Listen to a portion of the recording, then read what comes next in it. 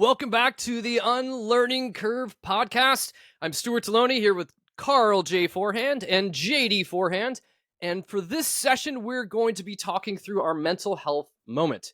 And JD, since you brought this one up, we're going to be talking about exposure therapy and safe spaces. So give us a little primer into that. I've been in my psychology class, I've been teaching about exposure therapy. Again, it's come back for the next year's curriculum. So it's been on my mind. But I just think it's a really useful thing. And this has been kind of a thing that I am kind of trying to find the exact balance of, in terms of I really try to create for certain reasons that I won't go into, a kind of group of students and a couple teachers that all the students trust, and kind of create a kind of in some ways a support network and kind of a safe space, but also a place where we will push each other not to get complacent with our addressing our mental health stuff. Because I have kids that have diagnosed stuff, and I have kids that are dealing with their own stuff. It may not be clinical to that degree yet, but obviously some things can snowball and get to those places. And so this is kind of just me thinking out loud in terms of exposure therapy. I've had kids that were told by a therapist that they should try it, and so I helped to whatever degree I felt was okay with me, because again, I'm not a clinician, but I helped kind of push them in that direction. But then I also try to have times when I see that they're overwhelmed and things like that, and I try to create a safe space, but I'm trying to figure out where that line of I should kind of push them a little bit, or I should just be there for them, and where that is. And I think it's a really tough thing. So talk about that a little bit, because I think all of us feel like when we're trying to help people, how much can we help them, and what ways are the most helpful? I'm sorry, that's we're taking off on a side route, but I think it's really important when you're trying to fulfill that role. What are the do's and don'ts, as far as you can tell so far? You're learning, it sounds like, about that and how to do that, how to be an ally, but what would be important? Do you understand the question I'm asking? Yeah, the biggest thing I think initially is to build a base of trust, and that generally means that you're going to be quiet. Listen. You might offer advice at some points, and you might ask the person if they want advice, and you might give suggestions. And of course, you're going to have conversations where you're going to be saying things forward. But the biggest thing is to let them know that you are there for them, and you're not going to get mad at them about them being frustrated, or them shutting down, or them having these kind of maybe outbursts in some cases. But yeah, mainly that you're going to be there for them, and you're not going to be petty, and you're not going to get frustrated with them easily. And if you do get frustrated with something, that you articulate it in a very calm manner, and then we can interact via that. And my situation is obviously a little bit more complicated, because I'm dealing with kids that are still developing their prefrontal cortex. So they're even a little bit less. Yeah. So So I like what you said, though. The huge part of that is just creating safe spaces and safe relationships. Just to even, that we should probably be doing it with everybody. In many ways, people that we normally interact with, but this is an intentional way of doing this. What led you? How did this start for you with students? I've always kind of been less of an authoritarian teacher. The kids know that if you work hard in my class, I'll cut you a lot of slack, because especially in the Taiwanese education system, but in a lot of education systems in general, it's very test based and very you just need to work yourself to death. And I don't think that's productive, and I don't think it lets people flourish and find the avenues where they perform best, or where they're interested. And so the kids kind of know that about me. And so they generally tend to feel more comfortable talking to me than some other teachers. And I've had both students and teachers tell me that before, that and some teachers or some administration don't like that, because they're you're being too soft on the kids. And I'm well, I think you're being too hard. So let's agree to disagree, I guess. So I think that's where it started, was just like kind of being real with them. And of course you still, especially with like students, you have to draw boundaries of like, okay, yeah, you can't like be that over the top. You can't say these kind of things. We have to like cut off things there. But like, for the most part, it's just like being open and being honest with them about those kind of things. And I think when you give them like an open dialogue, I also have kids that are like from anywhere from like 15 to 18 years old. So they're like a little bit more mature and usually able to deal with that kind of stuff a little bit better. You may not know this, in the United States right now, some Christians are trying to make empathy a bad word. One of the practices that's helped me through some of my trauma, they describe that listener as an empathetic witness. So I think empathy is still a good word. I think it's a word that says, me too. I understand what you're going through. I felt the same way. Anything that can connect you. But it sounds like you're being an empathetic witness. Well, and sometimes you have to be a really, really good thing. Yeah, for sure. Absolutely. But also sometimes you also have to tell people, I don't know what that feels like. Right. Because I have some kids in my class that have clinical diagnosis, like I said.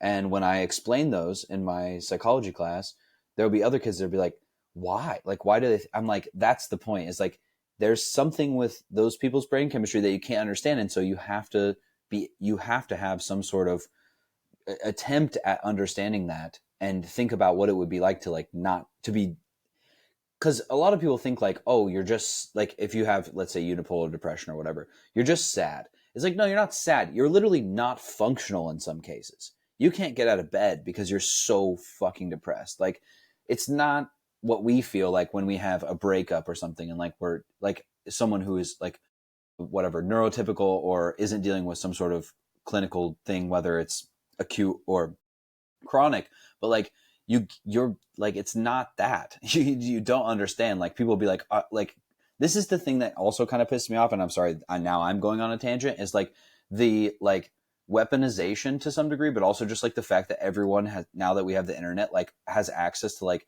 a handful of like psychological words that they can just throw around, where everyone just self-diagnoses now and goes, I have OCD. It's like, no, you fucking don't. If you can leave your house on an average day without like going through a ritual 5 times, you don't have fucking OCD. Like, sorry. Like, if you really think you do, please like go get diagnosed, like by all means. And I get that like accessing doctors and stuff is hard, but like it drives me a little bit nuts with that stuff, because I have a couple students that also do that. They're like, I'm depressed, or like, I'm, they say like self-harm stuff, and I'm like, listen, like, I get it, like we all say things flippantly, but like you have to be more careful about saying those kind of things. And basically, like, eventually, once they kind of like understand that, it's just like they know that like they'll get in a lot of trouble if they say that. Like, I'll make them write essays about like what it actually means to be like have serious depression or have suicidal ideation. So you said, I think it's a serious thing. Yeah. You said you don't know what that feels like, but have you ever experienced, when you're listening well, that you begin to feel it with them as they share with you, as they open up to you? And when you listen well, then do you start to kind of feel what they're feeling? Have you ever experienced that? But it's not the same. And I think it's and I think that's another thing that I've noticed with some people, and it depends on the person. Again, this is also why it's important to listen to them. Is that some people will feel insulted if you're just like, I understand, because it sounds flippant, because you don't know what it feels like. I have had students before that have like legitimately attempted suicide, and for me to go, I felt like that, like, I've been really mad at myself, I had a breakup, I punched a wall, whatever, like, it's not the same. It's not. So I agree with that point, but I do think, and I'm not saying that you're doing this, but I'm just saying this as like kind of a warning to some people that like maybe don't have as much experience. Is like, you do have to be careful about just being like, I get it. Yeah, I get it. Because it's like, those people know that you don't, because they know that they're different from other people. But you can ask empathetic questions, for sure, right? Absolutely. What does that feel like? And you can listen. You can begin. I'm beginning to understand. I understand more now. Thank you for trusting me with that information. But I've had some experiences where when we just let people talk and we listen to them, that we actually begin to start at least feeling some of the pain Yeah, with them. for sure. It's almost like kind of a joining. And I think that's what the empathetic witness really is. But I got you off topic, and I'm sorry, but so this is called exposure therapy, right? Yep. Or did you not reveal that yet? I think he exposed it. Yes. Yeah, we exposed it already. No, Stuart said at the very beginning. Yeah. Okay. Yeah. I'm sorry. Again, yeah, I was not listening well. You're not being an empathetic listener right now. I know. Go ahead. Sorry. No, I mean, I also, to some degree, encourage people to kind of like look into it. But when I say look into it, like actually look at like legitimate sources. Don't just like Google it. I have the APA source, but like you can also look at like the efficacy of it in like actual studies, and then you need to be able to read studies and things like that, like look at sample size and et cetera, et cetera. But anyway, maybe I'll start a course on what how is to, it? like, Yeah. So what does it look effectively like do your own in research. practice? Yeah. So exposure therapy essentially is what it sounds like. You're taking someone who has things like diagnosed OCD or phobias, or generalized anxiety disorder, and then you're taking whatever their phobic trigger is, whatever their like phobic stimuli is, and then you're exposing them to it. Now that doesn't mean you're actually just like someone who has arachnophobia. You're not kicking them into a room full of spiders. You're first of all teaching them relaxation techniques, or you're teaching them coping mechanisms, and then you're going to then go on to move into like either can be like imagery exposure, or you can do it in terms of like VR. There's a bunch of different ways to do it, and it kind of depends on the person, but that's essentially how you get into it. You also have to do, there's like different levels of pacing, and like sometimes you create like a what some like studies will call like a fear thermometer. Like you create either like a scale basically of like how much you fear these things or how much they give you anxiety.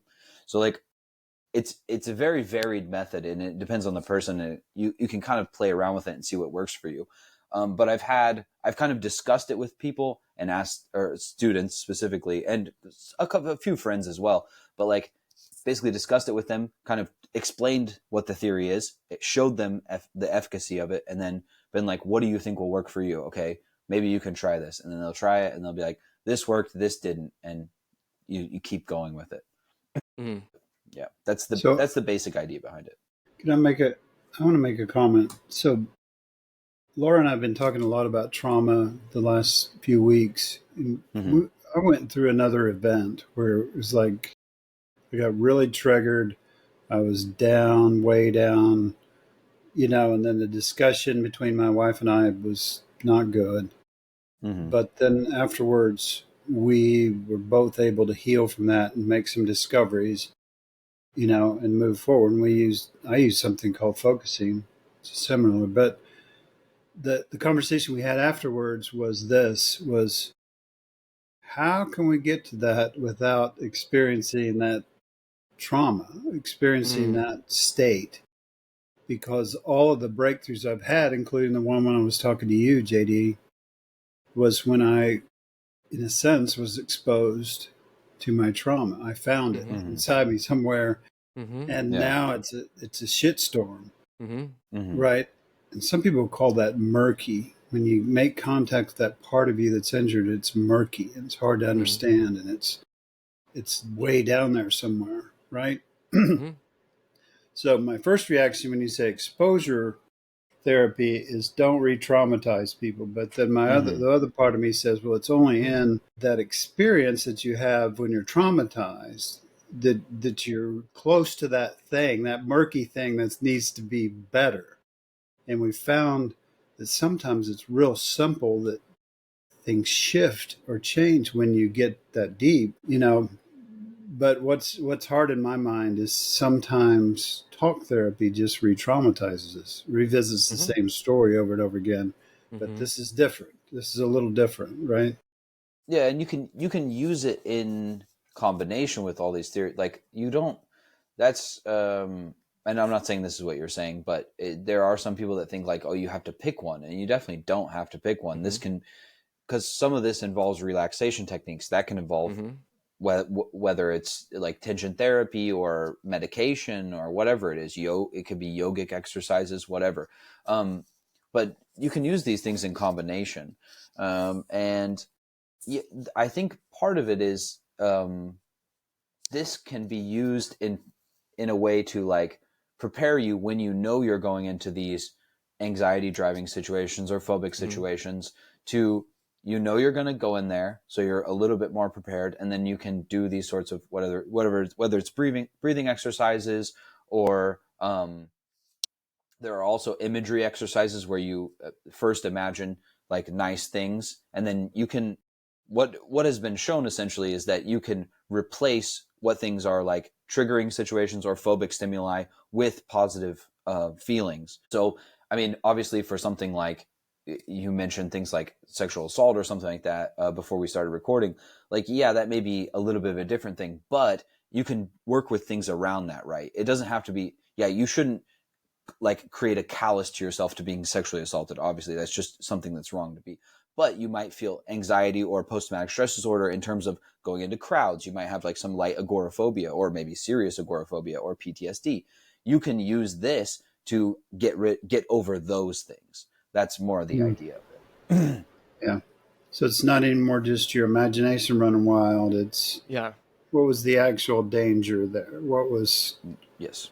And when I realized, then I've kind of connected my body reaction, my nervous system reaction with that part of my brain that thinks, right? And so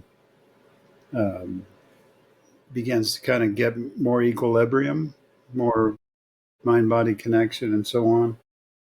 This is one of the reasons why I like behavioralist and cognitive approaches more than I like biological approaches in some way, because if you're looking from a cognitive approach at this kind of psychology, it's teaching you that like the reason why you have these reactions is because you've learned something incorrectly, and that doesn't mean like you made a mistake, right? It doesn't mean that you're wrong in something that you did, but it means that some sort of situation might have happened where you connected what we would call like a neutral stimuli to a phobic stimuli, and now those are connected via things like operant conditioning or classical conditioning. Now, what you can do is use operant conditioning to retrain your brain, like literally your neural pathways, to teaching you that like, no, that's not the problem. The problem was that you felt embarrassed or whatever, and that's a normal thing to feel. But in this setting, you don't need to feel that because like in most cases, you won't have to deal with that kind of trauma. And now you respond instead of react, right? Yeah. Okay. Yeah. I'm sorry I cut you off. No. That was about all I So wanted to say. the church is a big fan of this, right? Yes, they are. They're a big fan of traumatizing people. You're right. I mean, but conversion therapy is kind of the reverse of this, right? Yeah. In a certain give sense, people as much trauma so they just shut the fuck up. Well, I mean, in certain instances, like, oh, you like this? No, we will inflict pain upon you, so you don't like this. I mean, it's kind of the inverse of what you're talking about, is the idea of we're trying to unknit certain of those feelings of anxiety and trauma that somehow become a ball when we experience them, and then they get larger and more amorphous, and it's hard to deal with. But Karl, I was hearing too bits of like what you were talking about with talk therapy, and it's all. I mean, I guess both of these we're just trying to get to the core of things, get to the core root behind things, and then also give ourselves tools to be able to respond differently. So we're not still responding out of like a different version of ourself or the traumatized version, but it's uncomfortable. All of this, I mean, and I guess any kind of growth or pain. I mean, I think there's a lot of good to this, but I think it's people having to be willing to step into uncomfortable places and things where we don't necessarily know how we're going to respond. Which is, I think, is why you were saying, JD, about the idea of like going through an experience and then kind of debriefing afterwards. And you're able to start kind of, instead of just reacting, like we're constantly just moving and never looking at ourselves or never looking at how our body's handled or how we're experiencing situations. Some people just, like a lot of us, we just barrel forward. And I think it's this slowing down process and beginning to unknit these things that, that we're able to somehow take control over these things that seem overwhelming. It's important to me that it's not bypassing. And I think you made that pretty clear. It's not bypassing. The example that comes to my mind is when Laura had to present. My wife, JD's mom, had to present. And she was nervous, right? That is a conditioned thing in her. But then she faced it. Now, the second time it wasn't as bad. This year it wasn't as bad. And all we talked about then was just getting big, not being small, not... and I was there with her, and she did great, of course, but it sounds good. I have seen people abuse this type of thing, though. Yeah, this isn't Fear Factor. Of course. Yeah, it's not your kids scared of the water, so you chuck them in. I mean, in some ways it can be, but obviously that can easily just as easily cause trauma. No, it's preparing people, and it's also to what you were talking about, Stuart, is that afterwards that's why first I go and be an empathetic listener to these people, and I say, listen, it doesn't really matter what you do. Especially because you're a student and you're my student, you're like, I'll be here. It doesn't really matter. You could probably do some pretty terrible things and I'll still be here for you. I may be disappointed in what you did, whatever, but they can come and do what you were saying. They can do that debrief with me. They can send me an email. They can come and talk to me at school the next day, and they know that I'm going to be there for them, as opposed to, I'm going to be like, I don't want to talk to you because you disappointed me or whatever bullshit, like, that the church would do, which is, oh, you didn't do exactly our way. So now we're going to give you additional shame. And so now you working through your trauma is also now a trigger because we've put that on you as well. Now we've connected those neural pathways. So no, it's the complete opposite of that. And it's not bypassing. It's literally you're learning coping mechanisms to go through it. And then you're dealing with it after. You're dealing with it in that moment. And then you're also dealing with it afterwards in a safe space, right? That's it. That's huge, because I think people I'm not saying people listening to this, but I think sometimes we can take this idea of just exposure therapy and do it on our own. Yeah. But I think that when we do that, it limits a community and limits a broader perspective, because I can know when I go through something, even if I'm trying to be mindful, the way I'm still like registering stuff in my head, I'm usually defaultly more negative towards myself. If it didn't end up the way I wanted it to, whereas if I have a trusted person to talk to as I'm debriefing, they can go, no, hold on, and they can reframe it, and not just making a negative a positive, because I think some of us getting over these old mindsets and this old trauma, it's continuing to renewing, I hate saying renewing our mind, which I know. But it feels like that. It's renewing those pathways and renewing how we respond, how we feel about ourselves, how we feel about these situations. And it's beautiful and it's messy and it sucks, but it's good in the long form. So in a way, it probably represents this group pretty well. That I won't speak for Stuart because I don't know him as well as I know JD, but if we have social anxiety, I assume that all three of us have some social anxiety to some extent, and that's part of why we're doing a podcast, is to go through that, and kind of force ourselves to do it. And it's definitely sometimes not about the popularity or not about the response we get, but just, did we do it and we didn't die? My friend used to say that's kind of when some of your shame comes off, is when you're true and authentic and you don't die, right? And some of those fears peel off. But I mean, it is hard to, but it's messy. And I think that like sometimes when we read these lists, like it's like, oh, I do this and I debrief and that's yay. And that is the idea of what we're trying to go through. But when we're dealing with stuff, maybe it's not spiders that someone is scared of, right? But it's something that was like, it was a situation that they were put in that made them feel uncomfortable, and spiders were kind of how they're focused on it. And as we're going through like stuff, and I've done this with, like Karl, you mentioned just talk therapy, just going through old trauma, unexpected stuff happens to where like I had like a situation to where I think I was dealing with some of my childhood trauma. And it was just, I think after therapy, and it took a safe space people to help me notice this, that it was like I had emotionally kind of stuck back in that place too. So it was like we talked through stuff and everything was fine, but then somehow like my default emotions and how I was responding to the world somehow just like shifted right back to that, like that little kid emotion thing. But I needed perspective from others, and I needed the experience to go through it to be able to learn from it, even though, yeah, learning and growing isn't always fun. JD, can you expand on these things? Go ahead. I was going to say also, that's why that community is in that safe space is like there and is important in the first place, because those people will also, if you trust them, they're able to push you as well.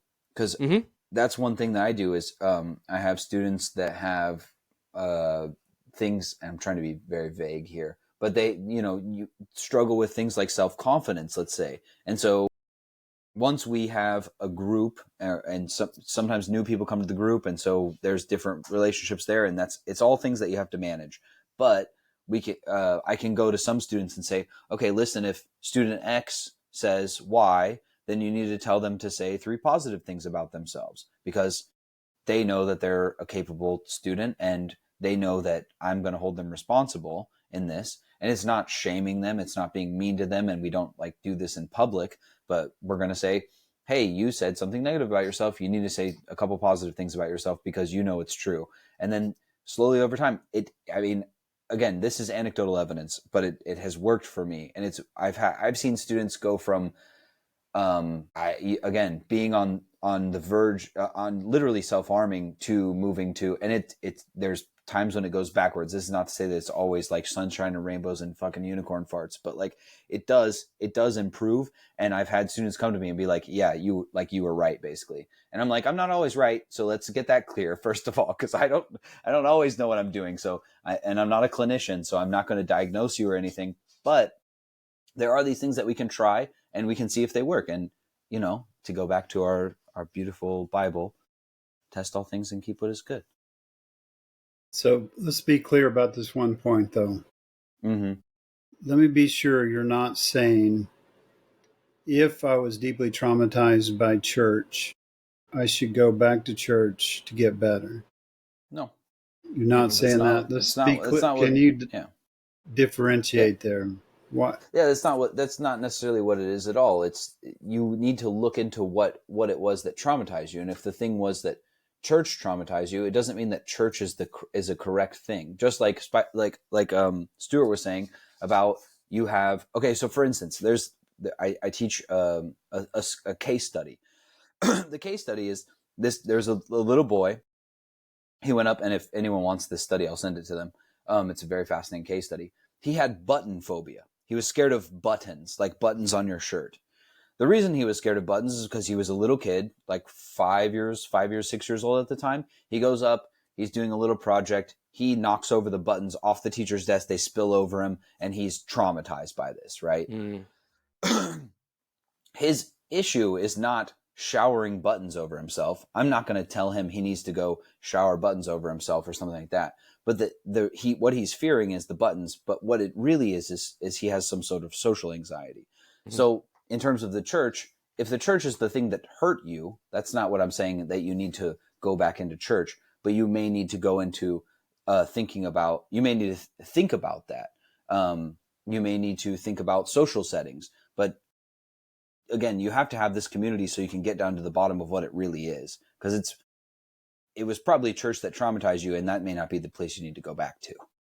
But yes, absolutely not is it that I would tell people, church traumatized you, so you need to just the idea is not that you need to get over it. It's that the feelings are valid, but you may have attached some sort of negative stimuli or some sort of phobic stimuli to a neutral stimuli. That's really all that it is. Mm-hmm. Yeah. I mean, because you're right, because there's certain things like, maybe if I get shot in the face, I may be afraid of getting shot in the face again. Yeah. And that's okay. That's okay. And it's the same thing with church. Yeah. It's the same thing with church. It's kind of, if this is a place I'm going to and I'm getting hurt and abused here, maybe I just don't do that again. And I think because of some of those things, because I think what you're trying to get at also, JD, is certain things that get in the way of us living normal, happy lives. And oftentimes, I don't know if there's a situation where and this is just me being speaking from where I'm at. I don't need to go back inside a church building anymore. I understand what it is there. I don't need to get anything out of what was there that I used to think I needed to get from what was there. And all I see that is it's a place where, where there's a power differential and people can get abused in different ways. And so, but me living a happy life and a trauma-free and hopefully being healthy in my community, me walking away from church has not affected that at all. So there's certain things that we're like, no, yeah, it really has. So, if I'm afraid of if I got bit by alligators as a kid, I don't need to go get bit by alligators again. And certain things we're okay to avoid, right? So certain things that we've had, So there's, I think it's limiting. I think maybe I can articulate it better, is that it wouldn't be like, it would probably be something like that. You went to church and got traumatized, so now you're afraid of groups or trusting other people. That would be more where you would work on it so you could trust people again. But obviously, we can all agree, probably a lot of churches where you're going to get traumatized, you don't need to go back to those places. It's just, it would be like saying a cult, like someone who is giving you, any qualified physician who's going to say like, oh, you were in a cult and now you like are traumatized. They're not going to say you need to go back into the cult. No, that's not what exposure therapy is about at all. Right. Because we need attachment. And what we need to work on is we need to be attached, but not there. Yeah. And not them.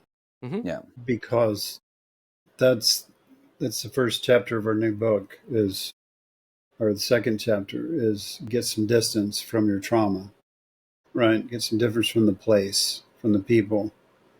Well, it's also not good community. Again, we're talking about, you have to have those safe spaces. You have to have quality community, and that's not what that's not it.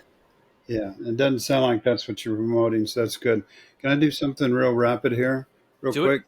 So you mentioned a list of things that these thought to work in numerous ways, and I know you probably already hit on this again, but let's reemphasize. So I'm going to say the word, and you say a sentence or two about it real quick, JD, okay? Habituation. Okay. Over time, people find their reaction to feared objects or situations decrease. So, this is just you getting acquainted with it to some degree or another. So, again, if this was like spiders, if you spend time with spiders, you realize they're not that scary. Same thing with, I've had kids that are really scared of dogs, and I'm like, spend some time with your friend that has a dog that's safe. Obviously, again, I wouldn't send you with the guy who has a pit bull that he fights in basements somewhere, but somewhere where you can find that community, find it safe, and you spend some time with it, you'll realize that's probably a pretty nice dog. Yeah, the word habit's in there. Habit, it's habituation. Yeah. Extinction. Exposure can help weaken previously learned associations between feared objects, activities, or situations and bad outcomes. This is kind of somewhat related to the idea of that you can rewire these neural pathways, that you're going to keep exposing yourself. And again, this is like quick hits that I kind of put on our notes here, but that you would go in a positive mental state, you'd have coping mechanisms to deal with this stuff, and then that would help you realize that, again, these kind of what should be neutral stimuli to us, that should be a stimulus that we have come into us and that we don't really have any negative reaction to, we'll realize that that's actually okay. And because we're going in with a positive stimuli in the first place, or a positive mindset, and then we're also having coping mechanisms that can keep us calm, we'll again start to reassociate that with, oh, it's actually fine. So it extinguishes that. Yeah, self-efficacy. Exposure can help show the client that he or she is capable of confronting their fears and can manage the feelings of anxiety. This is partially, it's again similar to the previous ones, but the big thing here is to help people build self-confidence, to realize that you can overcome these things, and so they're not like these insurmountable things that will crush you. Because again, in my personal time, I've dealt with people who are just so beaten down by the situations that they've been either put in or that they've tried to go into, and they feel like they can't do anything. And when you show them, hey, this works, you're able to, I promise you, you're a very capable person, as they go through this, they slowly will. And again, it's not perfect, and there's backsliding and things like that, but people can get there. So Next one is emotional processing, and I want to ask another question with that. Does that mean the amygdala is involved? It's getting the emotions involved. Emotional processing during exposure.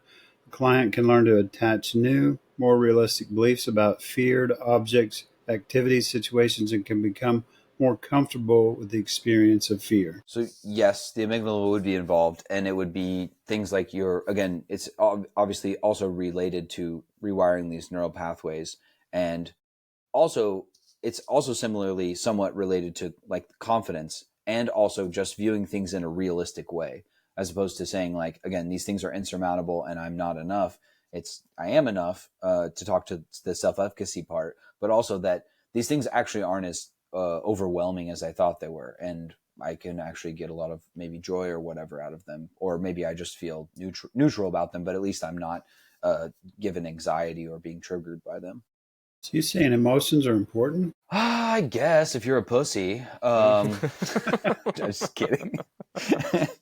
No, emotions are incredibly important, of course. Like emotions make things fun, but they also have to be kept in check to some degree. I mean, the joy that we can get out of like some sort of grandiose concert is also the same thing that can unfortunately draw us into things like cults.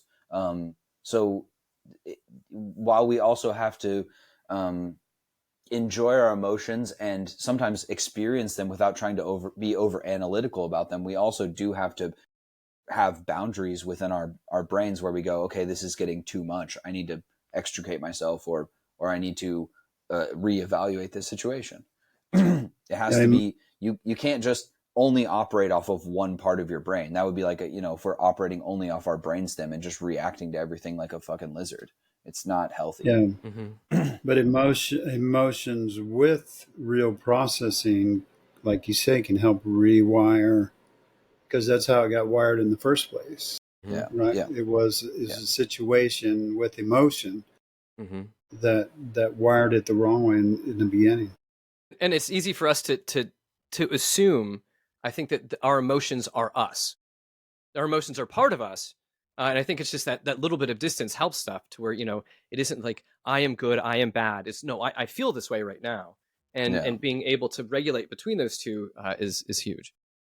I think we can talk about focusing sometime. That's the language we use. And focusing is not I feel sad or not I am sad. It's a part of me feels sad, right? A part of me feels happy, whatever. Yeah. Sorry, JD, go. No, that's what I was going to say. Is we have talked about that before when Mom came on before. She was talking about that kind of a part of me thing. But I think it's also helpful just to have those kind of communities, because sometimes you do feel like the whole thing of you is sad. And this also we have to kind of, back to something we were talking about earlier as well, is like define our terms. And we have to in our community have the kind of language to be able to discuss these things. And I especially say that because I'm dealing with a bunch of people whose first language is definitely not English. So we have to be very explicit and very clear about how we're communicating with each other. But I think that also goes for people that speak the same language nominally, because we have different lived experiences which translate into different vernaculars. So we need to feel safe first of all, and then we need to be clear about what we're talking to about each other and are talking about with each other, and then also just be able to be raw with each other and be like, hey, what you said upset me, or what you said offended me, and also apologize. I found one thing that has gotten through. My dog's freaking out now. Chill. She I've had students before tell me like, hey, like what you said kind of upset me, or like you need to be easier on me. And I've also I've sent kids emails where I'm like, listen, I was probably too harsh today. I'm sorry about that. And they respond very well to it. Like if you're just honest with people, I think they're pretty reasonable in a one-on-one setting. Now, obviously you can't do that in a group setting, because then all the walls go up and everything like that. But that's why you got to create the community. Good stuff, man.